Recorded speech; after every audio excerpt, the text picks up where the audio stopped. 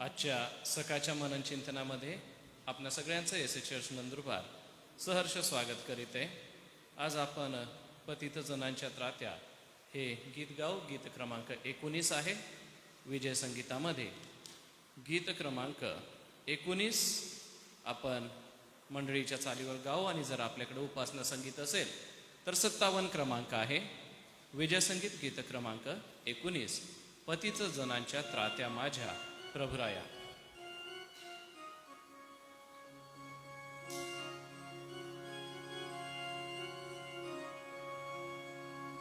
पतित जनाच्या त्रात्या माझ्या प्रभुराया गुरुराया.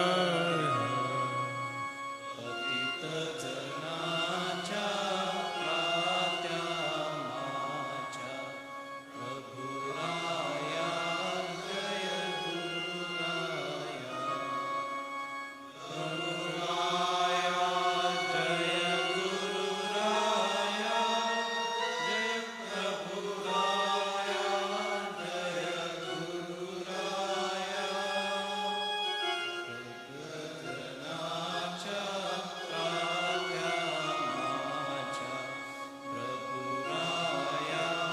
जय गुरुराया.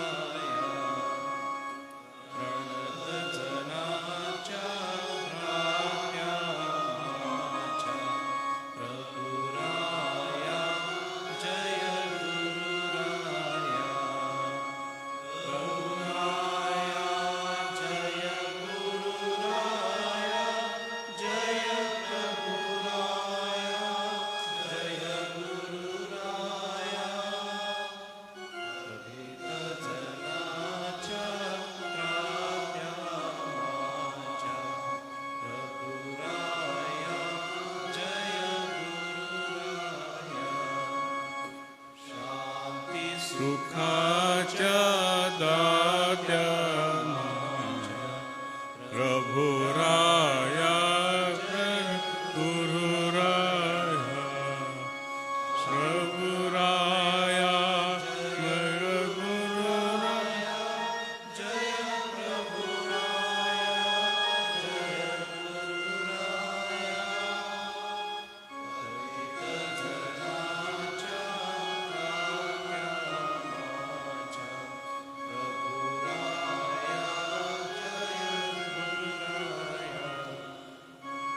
सदया येशू ख्रिस्ता माझ्या प्रभुराया गुरुराया. गुरुराया जय गुरुराया जय प्रभुराया जय गुरुराया. पतित जनाच्या त्रात्या माझ्या प्रभुराया जय गुरुराया. प्रार्थना करूया. आजचं मनन आदरणीय डॉक्टर रेव्हरंड जे.एच. पठारे पाळकसाहेब यांच्याकडून येत असताना आमच्या प्रभुरायाचं पुन्हा एक वार स्मरण करूया. आमच्या दयाळू प्रभू, आम्ही तुझी स्तुती करतो, तुझ्या नावाला धन्यवाद देतो. कारण प्रभू तू दयाळू आहेस, तुझी करुणा प्रति सकाळी नवी होत असते. आणि आज देवबापा ज्या पावसासाठी आम्ही वाट पाहत आहोत, जरी तुरळक प्रमाणात आहे तरी परमेश्वरा मोठ्या विश्वासाने आम्ही तुला हाक मारत आहोत की तू आम्हाला कृपेची वृष्टी कर व चांगला मोठा पाऊस प्रभू आमच्या परिसरामध्ये तू दे. यासोबतच दे बापा, तुझ्या पवित्र वचनाच्या द्वारे तू आम्हास भरीत आहे म्हणून आम्ही उपकार मानतो. आज आम्ही तुझ्या प्रिय दासासाठी प्रार्थना करतो. पाळकसाहेबांकरवी येणारं वचन आमच्यासाठी आशीर्वादित कर. त्या वचनाचा बोध समजून घेण्यासाठी प्रभू समजणारं मन आणि अंतःकरण तू आम्हाला दे. पुढील वेळ तू आम्हास चालीव. प्रार्थना ख्रिस्त येशूच्या नावाने केली म्हणून तू ऐक. आमेन. मी सर्वांच्या वतीने जे ऑनलाईन पाहत आहे व उपस्थित आहे त्यांच्या वतीने ख्रिस्त येशूमध्ये डॉक्टर रेव्हरंड जे.एच. पठारे पाळकसाहेबांचं स्वागत करतो व मननाच्या सेवेला मी त्यांना आमंत्रित करतो. प्रभू येशूच्या नावात सर्वांना सलाम. आज सकाळच्या मननामध्ये जो शास्त्र भाग आहे तो प्रेषितांची कृत्य याचा 3रा अध्याय आणि पहिले 10 वचन आपण वाचूया. प्रेषितांची कृत्य याचा 3रा अध्याय आणि पहिली 10 वचने. लंगड्या भिकाऱ्याला बरे करणे. पेत्र व योहान हे तिसऱ्या प्रहरी प्रार्थनेच्या वेळेस वरती मंदिरात जात होते. तेव्हा जन्मापासून पांगळा असलेला कोणी एक माणूस होता. त्याला मंदिरात जाणाऱ्यांजवळ भीक मागण्यासाठी म्हणून दररोज उचलून मंदिराच्या सुंदर नावाच्या दरवाजाजवळ ठेवीत असत.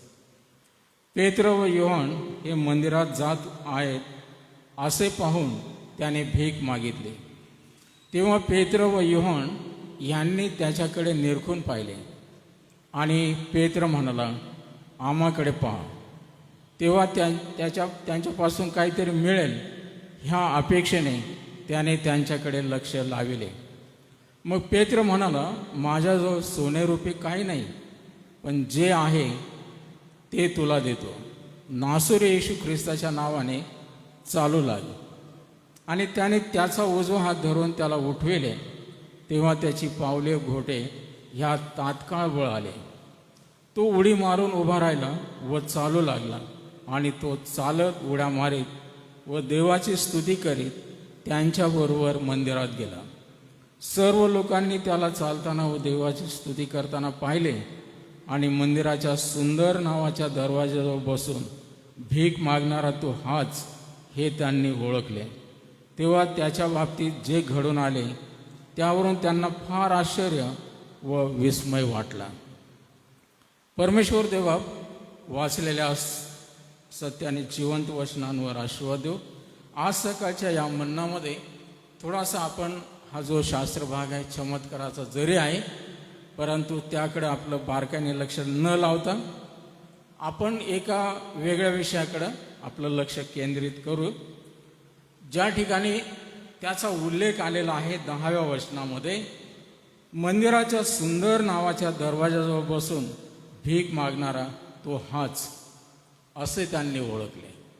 आणि ह्यावरून आज आपण हे आपल्या लक्षात घेणार आहोत की मंदिराच्या अति सुंदर नावाच्या या दरवाजाभोवती किंवा त्याच्या समोर असलेलं दारिद्र्य, आज आपल्याला हा आध्यात्मिक धडा घ्यायचा आहे की आपले जे चर्चेस आहेत, आपले जे मंदिर आहेत, त्याच्या दाराजवळ भोवताली या जगामध्ये एवढं मोठं 18 विश्व दारिद्र्य का? आणि मग त्याचा विचार करत असताना थोडासा आढावा जर आपण घेतला तर जगामध्ये आता फक्त ख्रिस्ती मंदिरच नव्हे, परंतु असं म्हटलेलं आहे की मंदिरांचा जर विचार केला, आज लोक ज्ञान मंदिराचा विचार करणार नाहीत, परंतु जे धर्म अति कर्मठ त्यांनी या मंदिराचं स्तोम इतकं काही हे करून ठेवलेलं आहे की असं म्हटलं की लोक त्या मंदिरासाठी वाटेल ते द्यायला तयार आहेत. आणि मंदिराच्या नावाने असं म्हटलेलं आहे की एवढं मोठं स्तोम आपल्या भारत देशामध्ये एक मंदिर आहे, त्याचं नावच सुवर्ण मंदिर आहे. हा जो मंदिराचा दरवाजा आहे त्याचं नाव आहे सुवर्ण मंदिर, सुवर्ण दरवाजा. मग मंदिर सुवर्ण असो किंवा दरवाजा सुंदर असो किंवा या मंदिराची भव्यता जर पाहिली तर आपल्या या देशामध्ये आणि जगामध्ये मंदिरांमध्ये, गाभाऱ्यांमध्ये अमाप संपत्ती साठलेली आहे. अमाप म्हणजे अगणित, मोजायला की काही दिवस घालवतात लोक. आणि हे धन, हे संपत्ती, हा पैसा, सोनं नाणं मोजून जसंच तसं गाडून ठेवतात.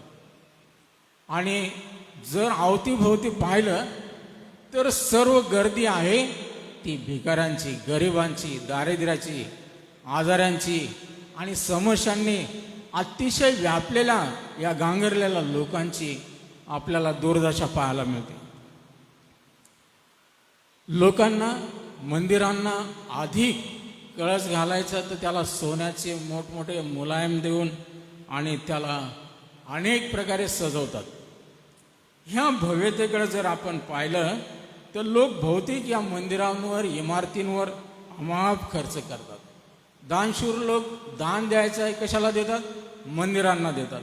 आणि आपल्याला माहीत आहे की किती घोटाळे, किती भ्रष्टाचार या मंदिरांमध्ये. मग ते ख्रिस्ती पण सुटत नाहीत. अनेक चर्चेचे पण असे घोटाळे उघड झालेले आहेत. म्हणून हे चित्र आपल्या डोळ्यासमोर जर ठेवलं तर असं म्हटलं की देवाच्या नावाने जमणारा हा दान धर्म पैसा हा अमाप आहे, संपत्ती अमाप आहे, हे ऐश्वर अमाप आहे. पण ते उधळपट्टी केले जातं त्या मंदिरांवर, त्या इमारतींवर, त्या निर्जीव अशा या वास्तूंवर. परंतु जे सजीव मानव आहेत, जे अति गरजू आहेत, अतिशय गरिबीने, दारिद्र्याने, आजाराने पिडलेले आहेत, त्यांच्याकडं लोकांचं दुर्लक्ष आहे. दुर्लक्ष म्हणजे आपण पाहतो की पेत्र आणि योहान भर दुपारी 3 वाजता ते मंदिरामध्ये चाललेल्या प्रार्थनेला नित्यनेमाप्रमाणे, आणि अशा दाराने ते चाललेले आहेत की ज्या दरवाजाचं नाव आहे सुंदर नावाचा दरवाजा. सुंदर नावाचा दरवाजा याचा अर्थ आपण जर चित्र आपल्या या अति श्रीमंत, अति गर्भ श्रीमंत अशा मंदिरांचा जर विचार केला तर दर्शनांच्या रांगा असतात. मग ही VIP रांग आहे आणि ही श्रीमंतांसाठी अतिशय VIP लोकांची ही रांग आहे. तसं हे सुवर्ण मंदिर आहे की ज्या दाराने मोठे सरदार, मोठमोठे राजे प्रवेश करत, श्रीमंत लोक, आणि म्हणून त्या दरवाजाला सुंदर नाव दिलेलं आहे. आणि या सुंदर नावाच्या दरवाजात काय झालेलं आहे? भिकाऱ्यांची रांग. आपल्याला थोडंसं चित्र डोळ्यासमोर ठेवलं तर आपण आता ते दारिद्र्य, ते भिकारपणा येशू ख्रिस्ताच्या काळात होतं. कारण येशूला माहीत होतं की गरीब तर नेहमी तुमच्याबरोबर राहतील. म्हणजे ही गरिबी, हे दारिद्र्य, हे भिकारपण हे संपणार नाही, जगात राहणार. परंतु प्रभू येशू ख्रिस्त तो आम्हाला हे दाखवत आहे की हा कळवळा आपल्याला या निर्जीव वस्तूंपेक्षा सजीव जिवंत अशा मानवाचा आला पाहिजे. आणि पेत्र आणि योहान यांचं लक्ष त्या सुंदर नावाच्या त्या दरवाजाकडे गेलं नाही की आम्ही फार VIP लोक या मंदिराच्या या दरवाजातून चाललेलो आहोत. त्यांचं लक्ष त्या भिकाराकडे गेलं. आता तो त्या दरवाजात बसला आहे याचा अर्थ जन्मापासून तो अपंग आहे, जन्मापासून पांगळा आहे, लंगडा आहे, आणि त्याची जागा ठराविक आहे. त्याचे घरचे आणून त्याला त्या जागेवर बसवत. जर तुम्ही मुंबईचे भिकारी पाहिले तर अशा त्यांच्या जागा नेमलेल्या आहेत. आता त्या जागा काही फुकट नाहीत. 1 बाय 1 जर ते स्क्वेअर फूटची जागा ते बसतात भीक मागायला, आत्ताच्या काळातल्या आधुनिक, तर 1 कोटी 2 कोटी एवढी किंमत आहे. 1 बाय 1 म्हणजे 1 स्क्वेअर फूट. म्हणजे त्यांचं रोजचं इन्कम किती असेल? एक माझा मित्र आहे, पाळक आहे, आणि तो स्लम एरियामध्ये पाळकी सेवा करतो. त्याने सांगितलं की आता स्लम एरियामध्ये अशा छोट्या छोट्या चर्चेस आहेत, 3 मेंबर आहेत ते भिकारी आहेत. आणि त्याने सांगितलं की 2 जणांच्या दशांशवरती माझा वर्षभराचा पगार निघून जातो. हे भिकारी मला वर्षभराची सगळी कमाई तो कधी कधी गिफ्ट देतो. तो भीक मागायला जातो त्यावेळेस त्याच्याकडे VIP अति महागडी कार असते आणि त्याचे फ्लॅट आहे भाड्याने दिलेले. म्हणजे भिकाऱ्यांचं वर्णन. म्हणून असं म्हटलेलं आहे की भारतामध्ये भिकाऱ्यांवरती रिसर्च करण्यासाठी अमेरिकेतून काही आले आणि त्यांनी विचार केला की भारतीय भिकारी कसे आहेत, कसं त्यांचं राहणीमान, कसं ते भीक मागतात. आणि हे संशोधन करण्यासाठी, रिसर्च करण्यासाठी मुंबईला आले. आणि त्या मुंबईच्या त्या, आता ते नाव घेतले तर काही हरकत नाही, ते हाजी अली मंदिर आहे, ते दर्गा, तिथं बसण्याच्या त्या स्टेप आहेत, पायऱ्या आहेत, आणि मग तिथून लाईन राहते आणि लोक जाणारे येणारे तिथून ते दान करत चालतात. मग त्या बसण्याच्या जागे आहेत त्या ठरलेल्या आहेत, ठराविक आहेत. त्या भिकाऱ्यांच्या वेगळे जे आहेत ना त्यांचे देवस्थान, त्या सगळ्या ठिकाणी भाड्या, त्याला गावाला जायचं असेल तर तो भाड्याने देतो ते जागा, तो परत येईपर्यंत. आणि ते भाडं लाखोंच्या घरात असतं. म्हणजे ते संशोधन करायला ज्यावेळेस अमेरिकन्स आले लोक, आणि त्यांच्यामध्ये राहिले, ते बसू लागले त्यांच्यामध्ये. आता संशोधन करायचं त्यांच्यामध्ये, ते सगळं शिकायचं, तर त्यांना भिकाऱ्यांचे कपडे ते पेहराव करावा लागला. तसं दाढी वाढवणं, केस आणि त्या सगळ्या ह्याच्यात तर ते बसताना ते काही वर्ष म्हणजे 2-1 वर्ष गेले त्यांचे. तर ते म्हणे आम्ही भीक मागितलं नाही लोकांना, द्या, मला काय ओरडावं लागलं नाही. परंतु त्या पद्धतीने बसून त्यांचा अभ्यास करत असताना येणारे जाणारे लोक दान टाकत आम्हाला देत होते. तर त्यांची जी महिन्याची कमाई ते 1-1 दिवसामध्ये त्यांना मिळायला लागली. 5 वर्षाने त्यांना आपल्या देशात जावंसं वाटलं नाही. अरे ते म्हणे भारतामध्ये नुसतं बसलं आहे का त्या जाग्यावर आणि काही न करता, कामधंदा न करता, आहे ती इतकी कमाई आहे तर करोडोच्या घरात आहे. आता हे आपल्याला चित्र म्हणजे आधुनिक आहे म्हणून असं म्हटलं की भिकारी आपण जे समजतो तसे भिकारी नाही. दुबईला त्या जातात ना हजला, तर आम्ही भारत आणि पाकिस्तानमधून भाडोत्री ते भिकारी घेऊन जातात. एकेका भिकाऱ्याला 5-5 लाख रुपये देतात. म्हणजे 1 महिनाभर घेऊन जातात, त्याचं खाणं पिणं राहणं बसणं. तिथं त्यांच्या जागा खूप असतात, त्यांचे दलाल एजंट. आणि मग येणारे दिवसभराची कमाई ते दलाल रोज गुंडाळून जातात. त्यांनी फक्त बसायचं यांना सगळं. तर लोकांची त्यांच्याकडे नंबर लावलेले असतात की यावर्षी ह्यांना, त्यावर्षी त्यांना. ही परिस्थिती आता राहिलेली नाही. पण खरं दारिद्र्य, खरं भिकारपण जर आपण विचार केला तर ह्या पवित्र शास्त्र बायबलमध्ये आम्हाला त्या सुंदर नावाच्या दरवाजासमोर, म्हणजे त्या दरवाजामध्ये बसणारा हा भिकारी, लंगडा भिकारी, त्याच्याकडे ज्यावेळेस आपण पाहतो तो निरखून कुणाला पाहत आहे, हे 2 आलेले आहेत. आता प्रवेशूचे हे प्रेषित आहेत आणि प्रेषित काळामध्ये त्यांना जी जबाबदारी अगदी आरंभी प्रभूने त्यांना सोपवलेली होती. पण नित्य नियमाने ते यहुदी रीतीप्रमाणे मंदिरात जाणं त्यांनी सोडलं नाही. आपली भक्ती आराधना करणं किंवा त्यांचं जे काही धर्म कर्मकांड ते करत होते. आणि त्यामध्ये मोठमोठे झगे असतील कदाचित त्यांच्या अंगावर, भरजर वस्त्र असतील. आपल्याला माहीत आहे की सामायिक सर्व होतं. आणि पेत्र आणि याकब, योहान, 12 प्रेषित असं म्हटलं की ते लोकांना शिकवत, लोकांना व्यवस्था करत. आणि ते ज्यावेळेस आलेले आहेत दुपारी, ह्या भिकाऱ्याचं लक्ष गेलं. त्याला वाटलं आता ही चांगले लोक, श्रीमंत लोक कदाचित आलेले आहेत, हे मला चांगली भीक देतील. आणि ह्या अपेक्षेने त्याने भीक मागितली. आणि भीक मागितली त्यावेळेस असं म्हटलं की पेत्र आणि योहान यांनी त्याच्याकडे निरखून पाहिलं. याचा अर्थ ह्याला वाटलं की मला काहीतरी आज जास्त कोणी, आता लोक भिकाऱ्यांकडे पाहत नाहीत, तो कोण भिकारी बसलेला त्याचा चेहरा पण पाहत नाही आणि टाकत राहतात आणि जातात आपापलं. परंतु पेत्र आणि योहान यांनी त्या भिकाऱ्याकडे निहाळून पाहिलं. याचा अर्थ अतिशय जवळ जाऊन त्याची अवस्था पाहिली. आणि त्या न्यायामध्ये जन्मापासून अपंग म्हणजे जन्मलेला व्यक्ती, काल आम्ही विश्वास बसलो फिरताना त्यावेळेस सहज विषय निघाले. अपंगत्व बालपणापासून ज्यावेळेस येतं लेकरांना, त्यावेळेस आईवडिलांची किती मनात म्हणजे घालमेल होती. लेकरं अपंग जन्मल्यानंतर त्या पायांची वाढ झालेली नाही, त्याच्यात काही जीव नाही. आणि ती अवस्था आता तो प्रौढ झालेला आहे. आणि तो प्रौढ झाल्यानंतर तर आणखीन विचित्र दिसत असत.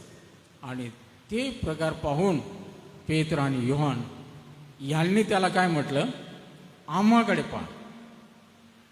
याचा अर्थ त्याची स्थिती पाहिली आणि त्यांनी स्वतःची परिस्थिती पाहिली की हा फार गरजू आहे, हा अपंग खरोखर आहे, याला आज मदतीची गरज आहे. आणि ती मदत पैशाची नाही, धन सोनं देऊन किंवा ह्याला काहीतरी नोकरी कामधंदा लावून देणं ह्याची गरज नाही. ह्याची गरज आहे की ह्याला पाय चालण्यासाठी दिले पाहिजेत. आणि म्हणून त्यांनी म्हटलं की आम्हाकडे पहा. आम्हाकडे पहा म्हणजे जे सामर्थ्य देवाचं, प्रभू येशू ख्रिस्ताचं सामर्थ्य पवित्र आत्म्याच्या द्वारे त्यांच्यावर उतरलेलं आहे. त्या सामर्थ्याने त्यांनी किती अद्भुत कृत्य केलेले आहे आणि ते सामर्थ्य त्याच्याकडे त्यांनी त्याचं लक्ष केंद्रित केलं. आपल्या श्रीमंतीच्या थाटाकडे नाही, आपल्या भरजरी वस्त्रांकडे नाही, मी किती श्रीमंत आहे, तुला 1,00,000 रुपये 5,00,000 देईल, असं त्यांनी आमिष दिलं नाही. आणि तेव्हा त्याच्याकडून त्यांच्यापासून काहीतरी मिळेल या अपेक्षेने त्याने त्यांच्याकडे लक्ष लावलं.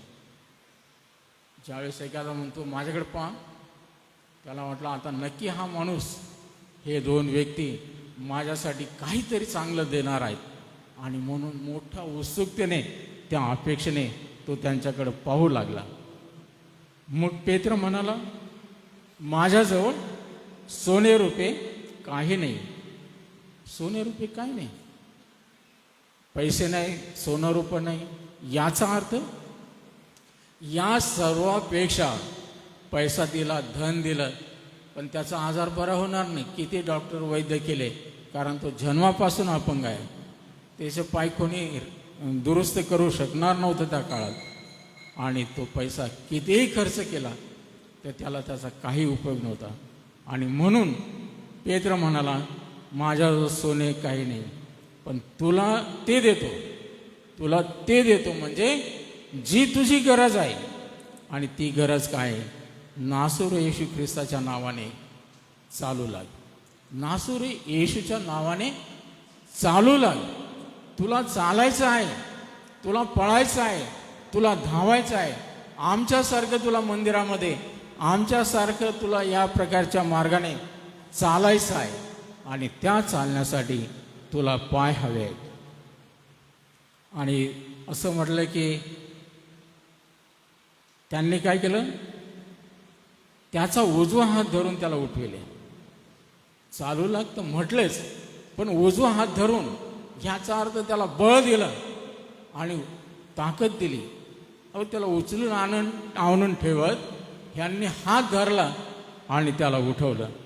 आणि तेव्हा त्याची पावले व घोटे ह्यात तात्काळ बळ आलं. एखाद्याला आपण ज्यावेळेस उचलतो, तो कधी चाललेला नाही, अपंग आहे, आणि त्याला उचलल्यानंतर त्याला थोडंसं मोकळं वाटलं आणि त्याच्यामध्ये, त्या घोट्यांमध्ये, पायांमध्ये बळ येऊ लागलं.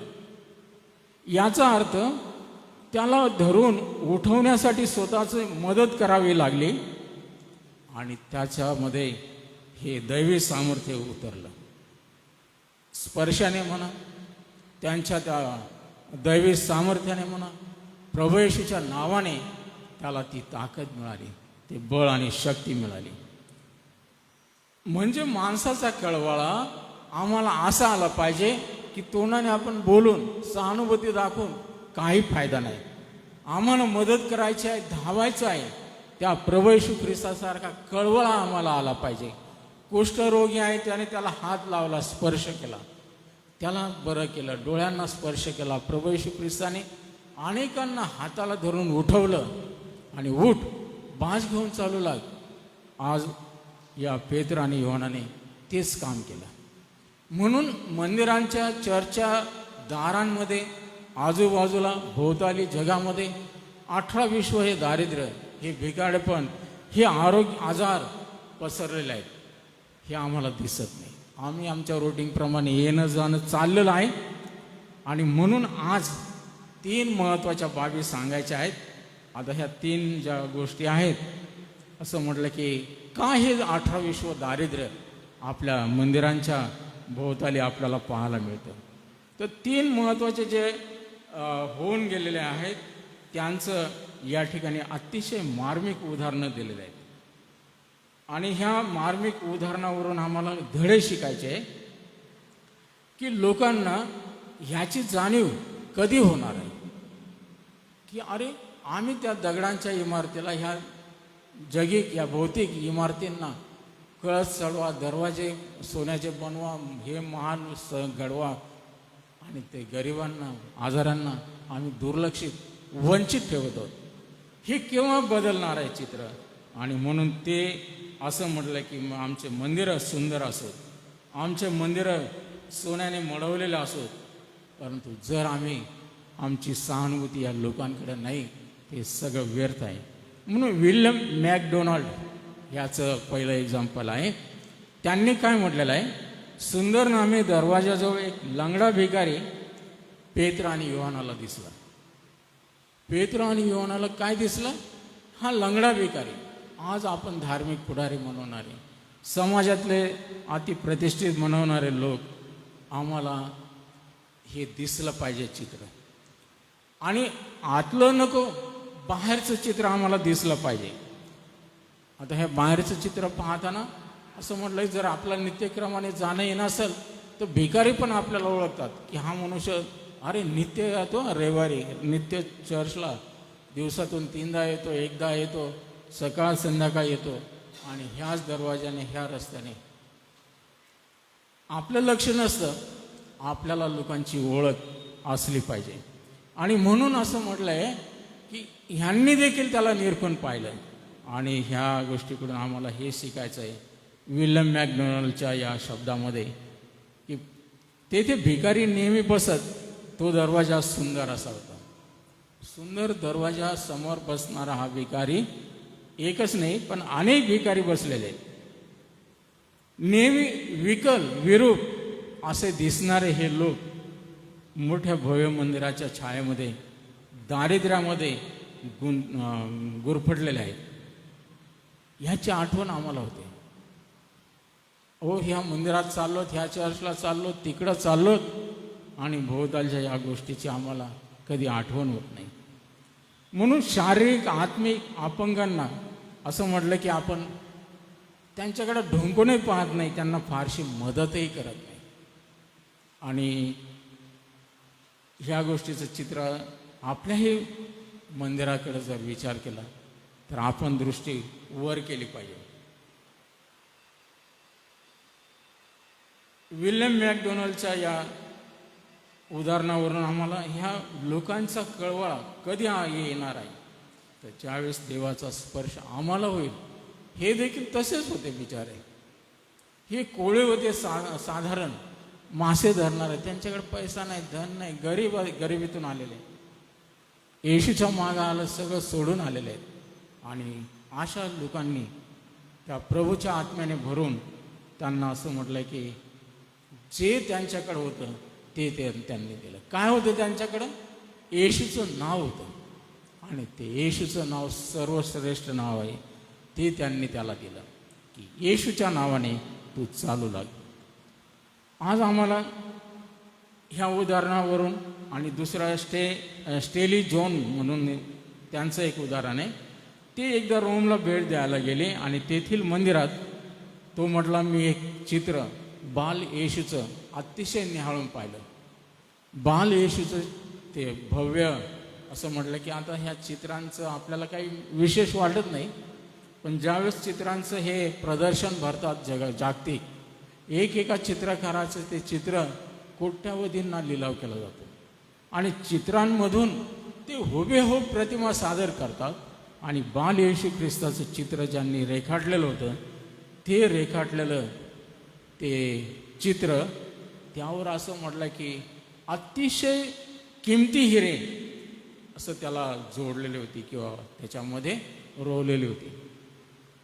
त्या हिऱ्यांनी ते चित्र अधिक उमटून दिसत होतं आणि त्या चित्राकडे सर्वांचं लक्ष केंद्रित होत होतं.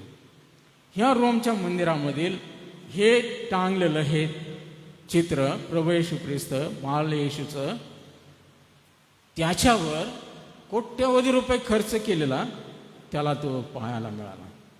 आणि तेव्हा तो म्हणतो स्टेली जॉन, तेव्हा मला वाटले भुकेल्या मुलांचे रडके चेहरे. म्हणजे त्या रोमच्या या मंदिराच्या दाराच्या बाहेर जे चित्र मी पाहिलं, जे लेकरं मी पाहून आलो, ते रडके अतिशय दरिद्रीमध्ये, गरिबीमध्ये, लाचारीमध्ये जीवन जगणारे हे रडके चेहरे पाहिले. आणि आज या मंदिरामध्ये या ख्रिस्ताच्या चित्राजवळ मी येऊन निहाळत असताना त्या प्रभू या बाल येशूच्या या चित्राला किमती हिरे एवढं त्याच्यामध्ये ते गुंतवलेले, ते जर दिले तर ते दारिद्र्य त्या लेकरांचं जीवन फार बदलून जाऊ शकतं. आता ते उदाहरणं मोठे आहेत, पण ते मी शॉर्ट करून सांगतो. आज आपण मंदिरांवर, चर्चवर अमाप खर्च करतो. अमाप म्हणजे डेकोरेटिव्ह करण्यासाठी. आपल्या चर्चचं उदाहरण नाही, आपल्याकडे एवढं काही आहे नाही, पण भव्य आपल्या जगातल्या मंदिरांचा विचार जर केला, ते गोव्याचे तर आता पोर्तुगालच्या काळामधले आहेत, परंतु नॉर्थ या उत्तरेकडं, दक्षिणेकडे जर गेलं तर तिथं भव्य मंदिर आहेत. भारताच्या बाहेर पण मंदिर आहेत. आणि या सगळ्या गोष्टींचा जर विचार केला तर लोक सोन्याने ते मढवतात. आता ते चेन्नईचं आपलं जे मार्थोमा चर्च आहे ते देखील आतून फार भव्य आहे. आणि ते सर्व मढवलेले सोन्याचे ते खांब, तो वधस्तंभ. याचा सांगण्याचा उद्देश हाच आहे की अमाप खर्च या निर्जीव वस्तूवर आपण करतो, पण देवाच्या स्वरूपामध्ये निर्माण केलेला देवाचा मनुष्य त्याच्यावर एवढा अन्याय का? आणि म्हणून असं म्हटलंय की देवनिर्मित आपण आहोत, देवाच्या प्रतिमेचे मानव ह्या जगातले लोक आहेत. म्हणून आपलं शेजाऱ्यावर प्रीती करणं म्हणजे हे दारिद्र्य, आपल्या भोवतालची परिस्थिती आपल्याला निहाळायला गरजेची आहे. आणि म्हणून काल विश्वदाने एक उदाहरण सांगितलं. आम्ही असं चर्चा करत असताना, ती कॅथोलिक हॉस्टेल असेल, अतिशय अपंग, व्यंग अशी लेकरं, पण त्या नन्स, त्या ठिकाणच्या मदर्स किती काळजी घेतात. आईवडील घेत नाहीत, तेवढी ती काळजी घेतात. त्या लेकरांना बोलता येत नाही, आंधळे, मोके.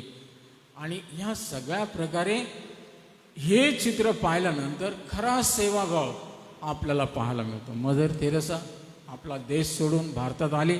भारतातलं हे गरीब चित्र पाहिलं. ह्या आजारांची, अतिशय कुष्ठांची तिने किती मनापासून सेवा केली. कोणी करू शकणार नाही एवढी सेवा, एवढी काळजी तिने वाहिली. म्हणून आपण आज हे चित्र डोळ्यासमोर ठेवत असताना जर हा विचार केला, कारण मदर तेरेसाला जेव्हा लोकांनी विचारलं तू हे का करते, ती म्हणे माझ्या येशूची मी सेवा करत आहे, मला याच्यामध्ये माझा येशू दिसत आहे.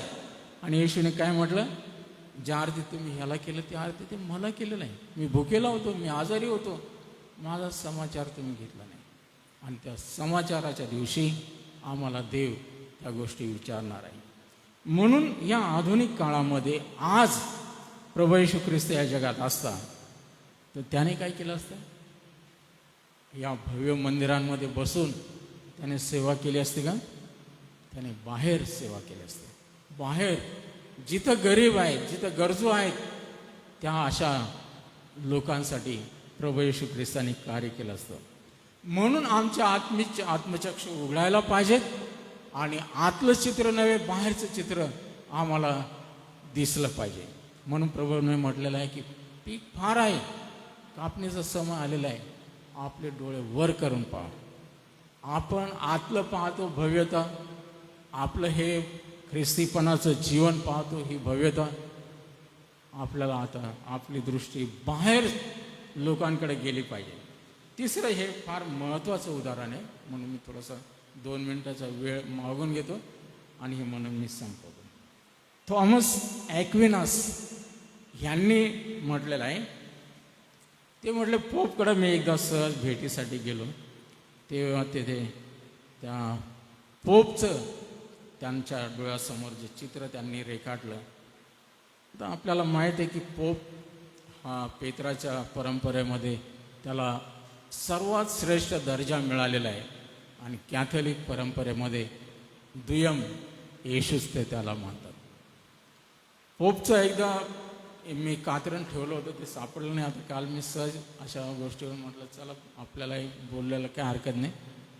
पण पोप फक्त डोक्यातला मुकुट जर त्याचा विचार केला तर सर्व महागडे डायमंड्स, हिरे, जे काही नवरत्न आहेत ते सगळं त्याच्या त्या टोपमध्ये आहे.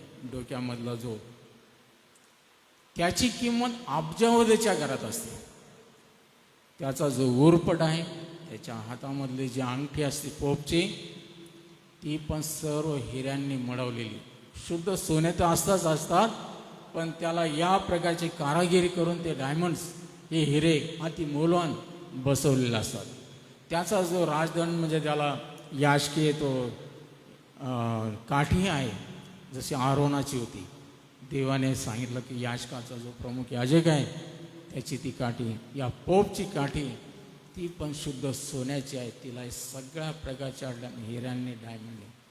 आणि मग पोपचा तो पेहराव आणि पानखापासून तर केसापर्यंत त्याने ते वर्णन केलेलं आहे की अनेक हिरे जवाहीर अति मौल्यवान खडे शुद्ध सोन्याच्या ह्या अलंकाराने सजलेला, आणि त्या पोपची ती अंगठी ती चमकणारी. असं म्हटलं की त्याची ह्या आपल्या शब्दामध्ये आपण मूल्य करू शकणार नाही, एवढी महागडी कोट्यावधी किमतीची. आणि मग तो महाल पोपचा जो आहे, आजही जगातले लोक पाहायला जातात. त्या पोपच्या महालाला चढून जाण्यासाठी अनेक पायऱ्या आहेत आणि त्या गुडघ्यांवर कोपरावर चढून जावं लागत. आता आज ते नाही, ती शिक्षा पण होती. आणि म्हणून मार्टिन लुथरने या भव्य महालामध्ये प्रवेश करताना त्याने ते स्वीकारलं नाही, नाकारलं त्याने. एवढा महान पोप, एवढा मोठा अति श्रीमंतीने, आपल्याला माहिती आहे व्हॅटिकन शहर लहानसं शहर आहे आणि जगातला सगळ्यात लहानसा देश कोणता आहे? हे व्हॅटिकन आहे, ज्याची लोकसंख्या लाखामध्ये पण नाही, 1 लाख पण नाही. आणि ह्या लहानशा एका शहराला जागतिक दर्जा आहे देशाचा. आणि म्हणून पोप जगामध्ये जिथं जातो, पंतप्रधान आणि राजांपेक्षाही थोर त्याचा थाट असतो. आणि हा पोप जगामध्ये कोणत्याही देशांना भेटी द्यायला जाईल त्यावेळेस तो करोडो रुपये दान करून किंवा मदत करून येतो किंवा देतो. ह्या पोपच्या भव्यतेकडं ज्यावेळेस लक्ष जातं, लोक म्हणजे अगदी चकित होतात, किती महान आहे देवाच्या खालोखाल. या अलौकिक अशा या देवत्वाने नटलेल्या या पोपला एकच सज्जड दम भरला, तो मार्टिन लुथरने. त्याच्या या गोष्टीला तो घाबरला नाही. आणि मार्टिन लुथरने पोपला काय म्हटलं? महाराज, तुमच्याकडे हे सगळं आहे, वैभव, तुमच्याकडं सोनं, पैसा, धन, महाल, सगळं ऐशाराम आहे, पण एक गोष्ट नाही तुमच्याकडं. काय नाही? तुम्ही कोणाला म्हणू शकता का या पेत्र आणि योहानासारखं की नासरू येशूच्या नावाने चालू लाग? एखाद्या लंगड्या भिकाऱ्याला तुम्ही कधी एवढ्या ह्याच्याने सांगू शकता का? आमच्याकडं म्हणजे ह्या मार्टिन लुथरला माहीत होतं की देवाचं वचन हे सामर्थ्यशाली आहे. ज्याच्या अंतःकरणामध्ये प्रभू येशू ख्रिस्त आहे, ज्याच्याकडे त्याचं वचन आहे, ज्याच्याकडे त्याचा आत्मा आहे, तो त्या प्रभू येशूच्या नावाने महत्कृत्य, अद्भुत कृत्य करू शकतो. तेच नाही मग हे आज मंदिरं सजवलेले, सोन्याने मडवलेले, धनाने, पैशाने आपण सजलेले हे सर्व ऐश्वर आपल्या पायदळे लोळत आहे, पण येशूचं नाव नाही. सर्व आहे पण येशूचं नाव नाही. आणि येशूच्या नावाने चालू लाग असे म्हणण्याचे सामर्थ्य नाही. आणि ज्यावेळेस पोपला मार्टिन लुथर हे शब्द बोलला, त्यावेळेस पोपला अतिशय क्रोध आला आणि कठीणातील कठीण शिक्षा त्याला ठोठावली. आपल्याला माहिती आहे की तो वेगळा झाला, त्याला काही अनुयायी मिळाले. आणि मार्टिन लुथरनी प्रोटेस्ट याचा अर्थ विरोध, की ह्या कर्मकांडाने, ह्या इमारतींवर केलेल्या या सगळ्या गोष्टींनी तारण नाही, लोकांचं परिवर्तन होणार नाही. त्यांना येशू द्यायचा आहे. तो येशू कशामध्ये आहे? या भव्य इमारतीमध्ये, धन दौलत सोने रुपये यामध्ये नाही, तर आमच्यामधल्या या प्रभू येशू ख्रिस्तामुळे त्यांना आरोग्य मिळेल, त्यांना तारण मिळेल. आणि ते देवाच्या राज्यात पेत्र आणि योहान याच्यासोबत उड्या मारत तो मंदिरात गेला.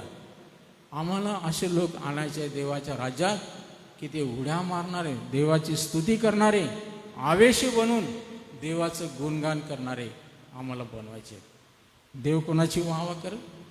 अरे हे रोमचं मंदिर, हे व्हॅटिकनचं मंदिर, हे भारतातलं मंदिर, हे चर्च, ते चर्च, किती सजावट केली तुम्ही माझ्यासाठी, एवढं भव्यता, एवढं कोट्यावधी खर्च केला. सलमान राजाने बांधलेल्या मंदिराचं त्याला सर आता कोणत्या मंदिराला येणार नाही, परंतु देव त्याची वाहवा कधीच करणार नाही. देव वाहवा कोणाची करणार? शाबास भल्या आणि विश्वासू दासा. आणि या लहानशा गोष्टीमध्ये, या लहानशा व्यक्तीवर, गरिबावर केलेल्या दयेबद्दल, त्याला दिलेला तारणाचा, दाखवलेला मार्गाबद्दल आणि त्याचा आत्म्याचा उद्धार झाल्यामुळं आम्हाला तो वाहवा आणि शाबासकी दिली. म्हणून आज ही व्यर्थता आपण थोडं बाजूला ठेवून आपली दृष्टी उघडली पाहिजे आणि आम्हाला प्रभू येशू ख्रिस्तासारखा कळवळा या बाहेरच्या जगताचा आला पाहिजे. देवबाप करू आपल्याला या म्हणण्याच्या द्वारे आशीर्वाद देऊ. थँक्यू.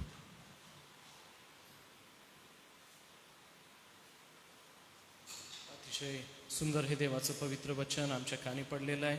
आलेल्या या पवित्र वचनाचा आपण स्वीकार करूया प्रियांनो.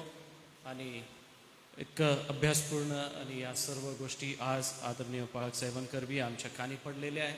प्रियांनो, आपण हे महत्त्व जाणूया आणि मंदिरामधून प्रभूची सेवा आणि जो कळवळा आहे तो कळवळा आपण दाखवू व मदत कार्यासाठी सदैव तयार राहू. मी सॅमसन जयकर पाळक साहेब तुम्हाला विनंती करेन, सगळ्यांच्या वतीने तुम्ही येऊन प्रार्थना करायची आहे.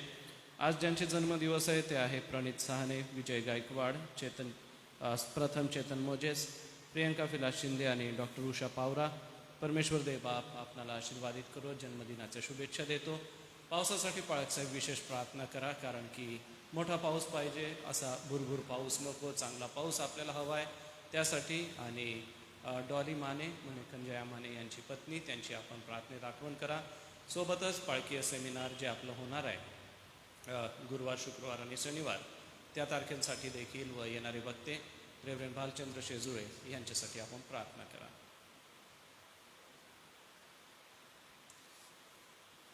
प्रार्थना करू. सर्वशक्तिमान आमच्या तोरण कृपाळू परमेश्वरा, आभार मानतो, तुला धन्यवाद देतो. पुन्हा एक वार आम्हा सर्व विश्वासणाऱ्यांना तुझ्या पवित्र वचनाच्याद्वारे एक नवीन आध्यात्मिक मार्गदर्शन देवबापा आज केलेलं आहे. या ठिकाणी हजर असणारे आम्ही सर्व तुझे दास आणि आज ऑनलाईन सभेमध्ये सहभागी होणारे आमची सर्व प्रिय मंडळी, देवबापा आम्ही खरोखर आजच्या वचनांबद्दल तुझे मनापासून उपकार मानतो, तुला धन्यवाद देतो.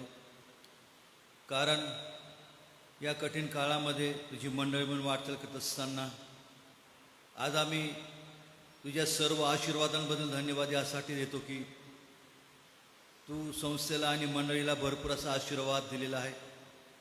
अनेक कुटुंब परिवाराला आर्थिक स्वरूपाने तू देवबापा संपन्न केलेला आहे आणि करीत आहे.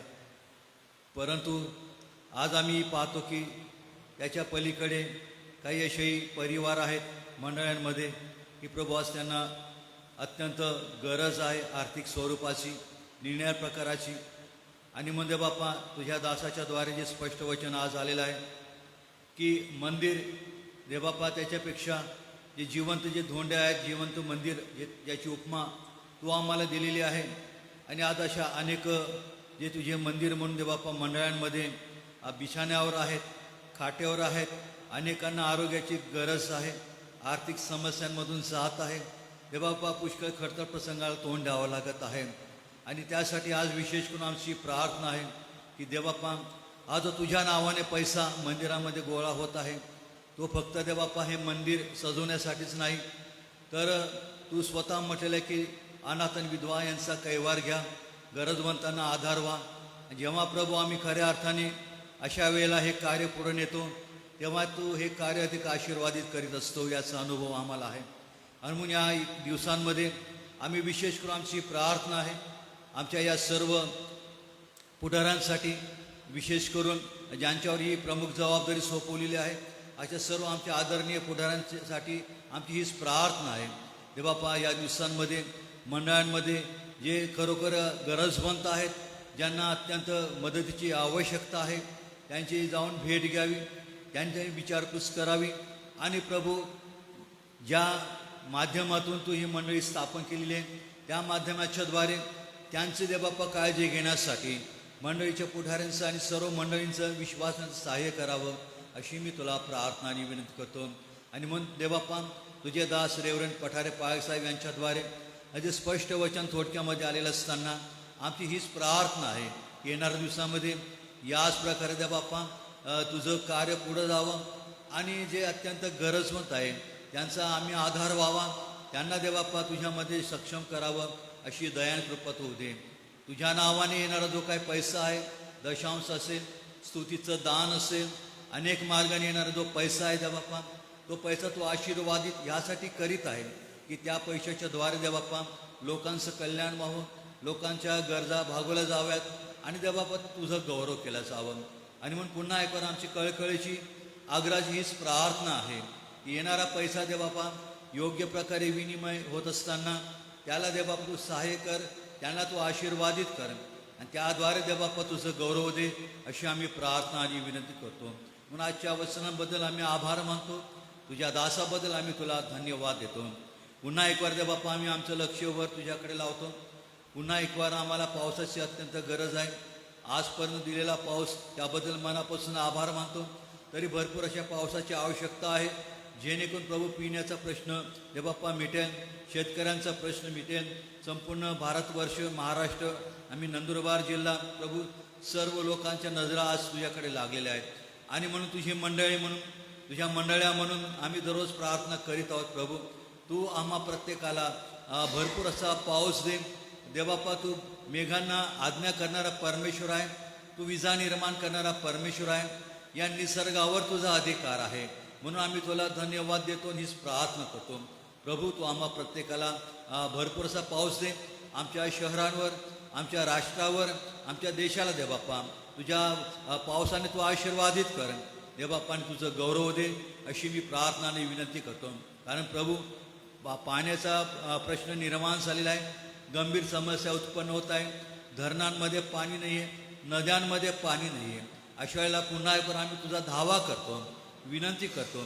जरी प्रभू आम्ही एलियासारखं नसलो तरी देवबापा त्याच्यासारखे आम्ही निश्चितपणे विश्वासाने प्रार्थना करू शकतो. हीच की प्रभू, आम्हाला तो विश्वासाने आम्ही मागतो, आम्हाला भरपूर असा पाऊस दे आणि त्याद्वारे देवबापा तुझं गौरव दे अशी मी तुला प्रार्थना आणि विनंती करतो. सोबतच आम्ही एस मिशन आणि चर्चच्या सर्व सेवा कार्याबद्दल, ट्रस्टच्या सर्व सेवा कार्याबद्दल, सर्व पुढारी वर्गांबद्दल, अध्यक्ष, पालक, पंच, सोबत सर्व विश्वस्त मंडळ, त्यांच्या सर्व कमिट्या यांच्याबद्दल आभार मानतो आणि प्रार्थना करतो.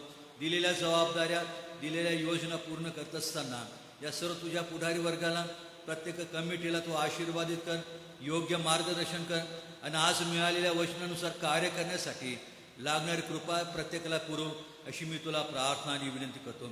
एसएमचं मंडळाचं सर्व कार्य प्रभू तू अधिक आशीर्वादित कर आणि येणाऱ्या दिवसामध्ये या सर्व कार्याच्याद्वारे तुझं गौरव दे अशी तुला प्रार्थना आणि विनंती करतो.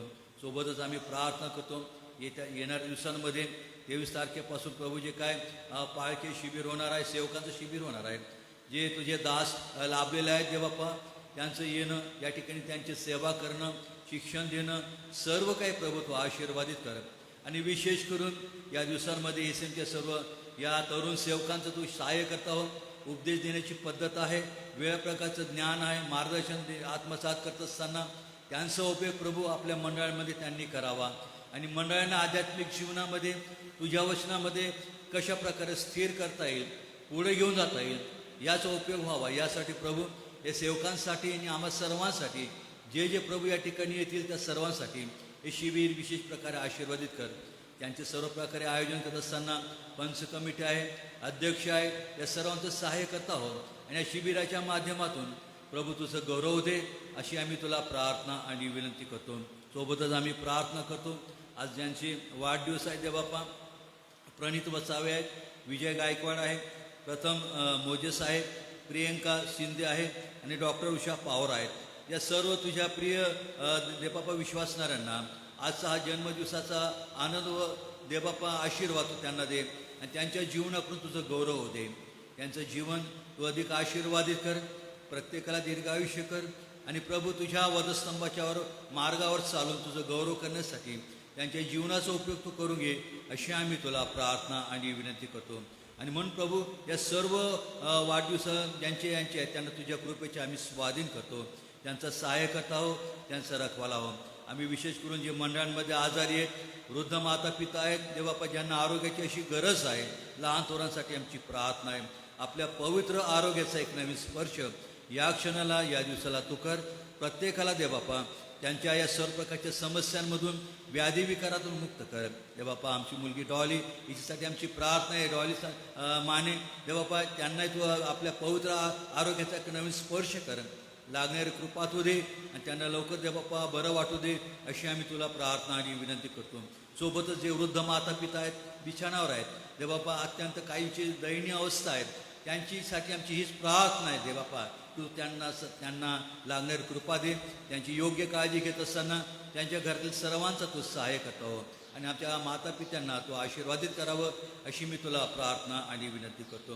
पुन्हा एक बार आम्ही सर्वजण या वेळेला तुझ्या पवित्र हातामध्ये येतो.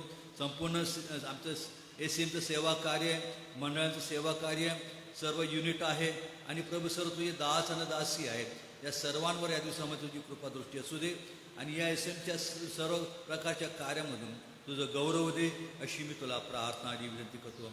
मान महिमा सन्मान आम्ही तुला अर्पण करतो. आम्ही संपूर्ण वेळ तुझ्या पवित्र हातामध्ये येतो. दिवसभर तो आम्हाला चालव. येशूच्या नावाने प्रार्थना केली म्हणून तो आहे. आमेन.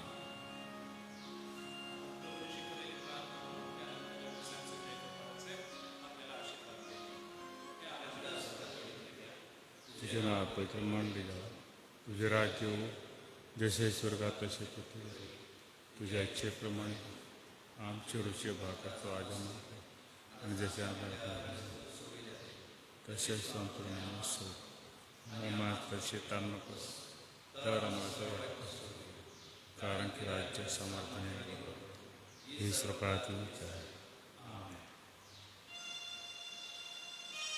आणि आता आपला तारणारा प्रभू येशू ख्रिस्त याची कृपा, देवबापाची प्रीती, पवित्र आत्म्याची सहभागिता या मंदिरामध्ये हजर असणाऱ्या सर्व प्रभूच्या दासांबरोबर, ऑनलाईन सभेमध्ये सहभागी होणाऱ्या आमच्या सर्व प्रिय मंडळीबरोबर, एसे मिशन चर्च आणि ट्रस्ट याच्या सर्व कार्याबरोबर आणि देवाचं निवडलेले सर्व राष्ट्रीय आज बरोबर आता आणि सदा सर्वकाळपर्यंत असो. आमेन. ख्रिस्त पवित्र शांती सत्प्रीती दे. शोभा सौंदर्य माझी या जीवनी. येशू पवित्र तू शुद्ध मज करी. तुझे सौंदर्य दिसो या जीवनी.